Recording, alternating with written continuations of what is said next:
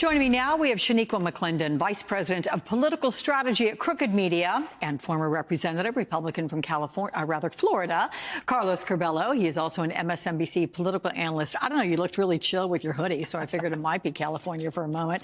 Anyway, my friend, it's good to see both of you, in fact, and you in studio.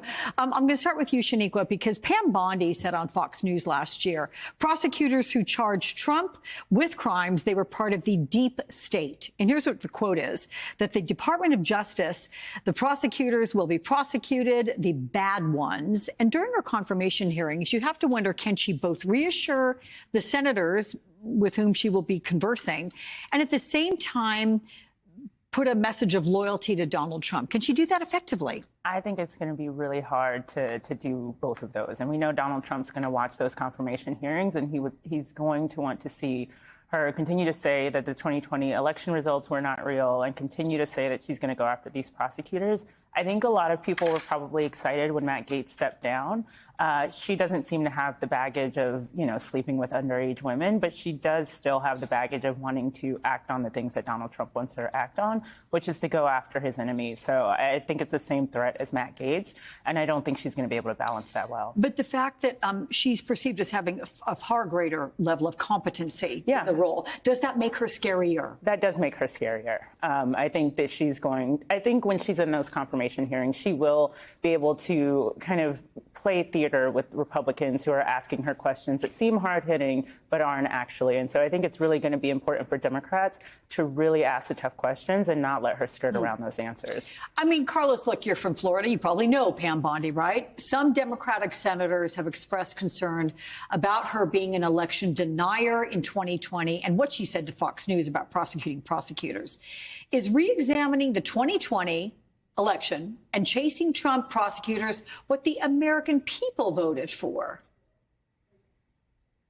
That's not what the American people voted for, Alex. And in fact, that's something that Americans have rejected in many elections. Many candidates that have supported that kind of dishonesty have lost. And we especially saw that in 2022. So this is going to be a high wire act for Pam Bondi. Look, she's definitely someone who's qualified. She served as Attorney General in the state of Florida. And of course, compared to the Gaetz nomination, she does benefit from that contrast. But I think a number of Republican senators have sent the message that there's no carte blanche here for Donald Trump nominees. So she's really going to have to meet Donald Trump's demands for absolute loyalty while also answering some of these questions honestly. Otherwise, she may risk not getting confirmed.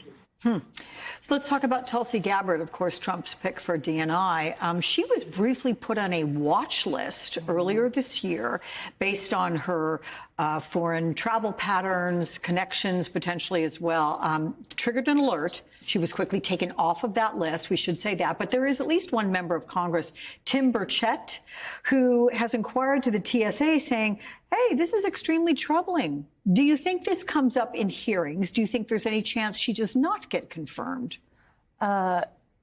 It definitely will come up in her confirmation hearings. The fact that she was even put on that list, even if she was taken off, is a huge red flag. Our national security agencies are doing what they need to do to protect us. And for some reason, they thought that she was a risk to that. Hang on. Do you think political pressure can have her taken off of that list?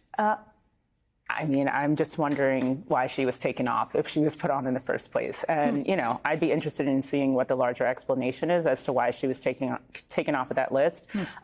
For some reason, I do think she's going to manage to make it through confirmation. I hope that I'm wrong, but someone like Matt Gaetz already being pulled down, Hegseth is continuing to see a lot of conversation around the sexual assault allegations around him. And so I think those are things that will be easier to point out as risks. But, calling Tulsi Gabbard a Russian agent is not something that I think is going to be easily communicated to the American people without, some tangible evidence. Carlos, former Congressman Dave Weldon has been named to lead the CDC, pending, of course, confirmation. Weldon has criticized the CDC, spread the false claim that vaccines cause autism. Then you couple that with RFK Jr. being picked as Secretary of Health. Are there concerns whether the health department will actually be ready for the next pandemic, as well as the continued spread and impact of COVID? I think there are definitely concerns, Alex. But what I'll also tell you is that I don't think these nominees are in jeopardy, like, for example, Hegseth and Gabbard, because although they have said some very controversial things when it comes to vaccines, at least RFK seems to have walked those back, saying that he's not going to interfere with vaccine policy. But I'll tell you, there's I've noticed a sense of curiosity and willing to challenge conventional thinking by a lot of Americans when it comes to food and drugs in this country. So I think that those nominees, even though they're going to face some very tough questions and could disqualify themselves depending on their answers, I do think there's a higher tolerance for a little more aggressiveness in terms of the nature of nominees when it comes to U.S. Food and drug policy.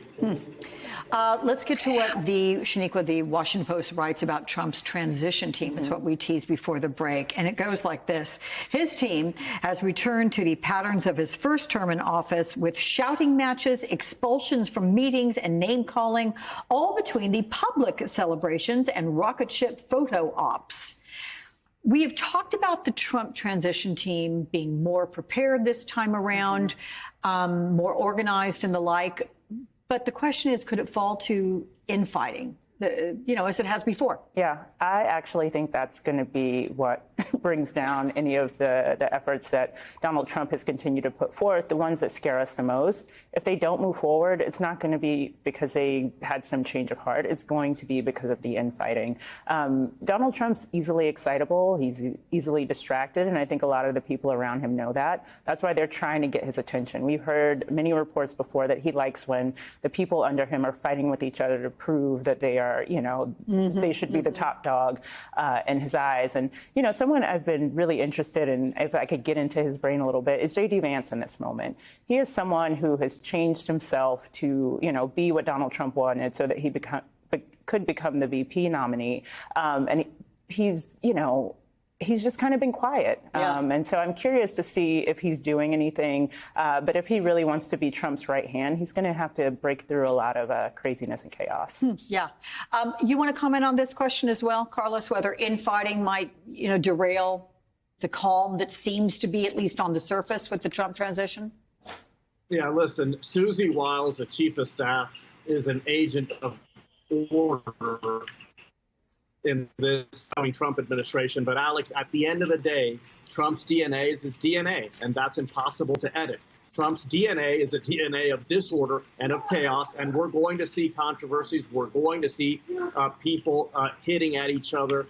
That's not going to go away. I think Susie, I know her from Florida politics, will be able to curtail some of that. But at the end of the day, this is going to be Trump 2.0, similar to 1.0, except that there's no re-election campaign ahead of him to keep him restrained. So everyone buckle up.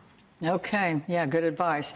Carlos, enjoy what appears to be your corner of paradise there. And Shaniqua, thank you so much for coming in studio. Thanks, guys. Happy Thanksgiving.